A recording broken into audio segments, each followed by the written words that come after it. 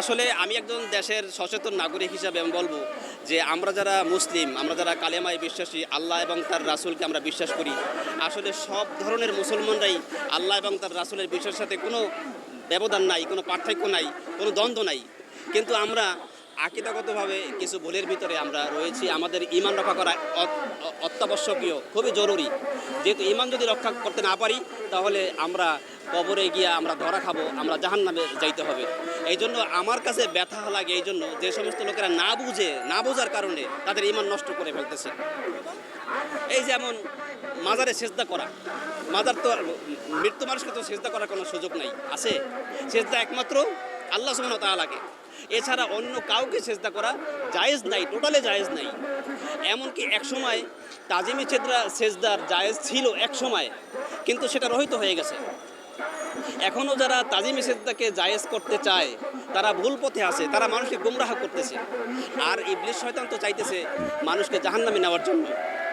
এজন্য আমার এইটাই সবথেকে বড় কষ্ট লাগে যে ইবলিস শয়তানের পদঙ্ক অনুসরণ করে ঈমানকে বিসর্জন দিয়া তারা দুনিয়ার সামান্য কিছু লাভ লালসা বা আকাঙ্ক্ষা পূরণের জন্য তারা ব্যস্ত থাকে। এটা আসলে মোটেই কাঙ্ক্ষিত কোনো বিষয় না, এটা আসলে উচিত না। আমাদের প্রত্যেককে মরতে হবে, আল্লাহর দরবারে আমাদেরকে যেতে হবে, আমাদের কর্মকাণ্ডের ব্যাপারে হিসাব নিকাশ যেতে হবে। এই জন্য আমাদের ঈমান নিয়ে বাঁচতে হবে, ঈমান নিয়ে কবরে যাইতে হবে। আসলে ব্যাপার হইল যে এখানে যে মাজারটা গড়ে উঠেছে, অর্থাৎ যেই মানুষটাকে এখানে কবর দেওয়া হয়েছে তার কবরটা ওখানে থাকবে, তার কবরটা সযত্নে এবং সম্মানের সাথে থাকবে। কিন্তু এমন কিছু পারিপার্শ্বিক পরিবেশ তৈরি না করা যাবে না, এমন কিছু পারিপার্শ্বিক অবস্থা তৈরি করা যাবে না যে এইখানে মাজারটাকে কেন্দ্র করিয়া মানুষের ঈমান নষ্ট হয়। মানুষ সেখানে সেজদা দেয়, সেখানে ফুল দেয়, সেখানে আগরবাতি দেয়, মোমবাতি জ্বালায়, হ্যাঁ, এবং সেই মাজারে এসে তারা কবরওয়ালার কাছে তারা তাদের ভাগ্যের পরিবর্তন চায়, তারা টাকা পয়সা, সন্তান নাই সন্তান চায়, টাকা পয়সা চায়, রোগ মুক্তি চায় ইত্যাদি।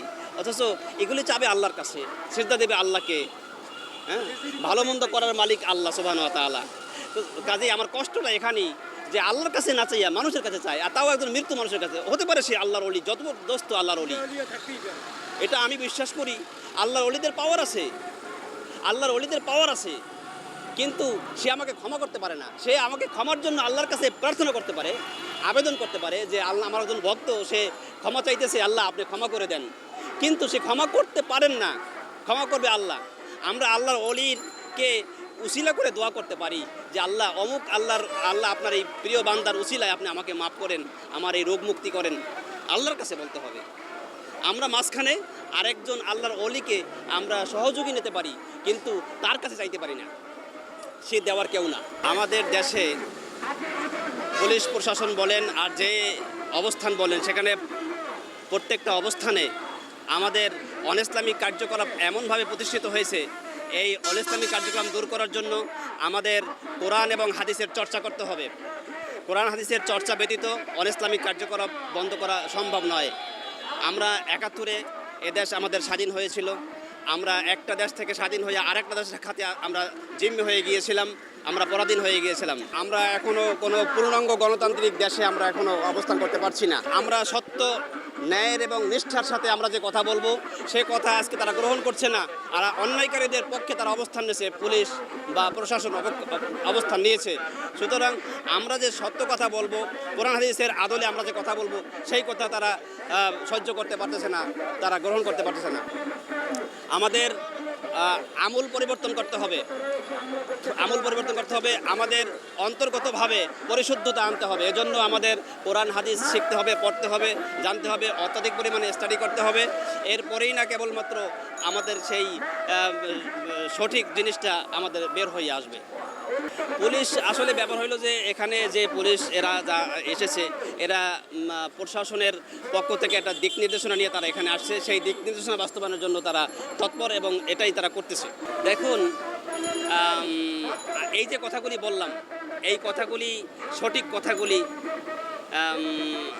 আমার তো বলার অধিকার আছে, কিন্তু আমাকে যদি গলা চেপে দেওয়া হয়, আমাকে যদি সেই কথাগুলি বলতে দেওয়া না হয়, তাহলে বুঝবো যে একজন নাগরিক হিসাবে স্বাধীন বাংলায় আমার কথাগুলি বলতে দেওয়া হচ্ছে না, অর্থাৎ আমরা প্রকৃতপক্ষে এখনও কিনা স্বাধীন না।